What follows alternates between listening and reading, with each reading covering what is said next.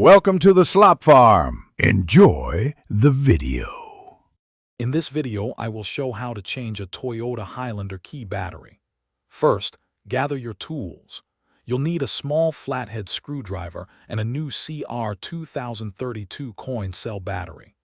This specific battery type is crucial for proper function. Having these items ready makes the process quick and easy, ensuring you can get your key fob working again without any delays. Now, let's open the key fob. Begin by pressing the small release button on the side and pulling out the emergency key. This reveals a small notch or slot where the emergency key was housed. Carefully insert your flathead screwdriver into this notch.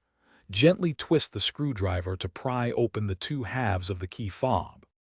With the key fob open, you'll see the old battery. Use your small flathead screwdriver to gently pry it out. Note the orientation of the old battery before removal. Now, take your new CR2032 battery and insert it with the positive side, usually marked with a plus sign, facing upwards. Ensure it sits securely in its compartment. To reassemble, simply align the two halves of the key fob and press them firmly together until they click securely into place. Don't forget to slide the emergency key back into its slot. Finally, test all the buttons on your key fob to confirm it's working correctly.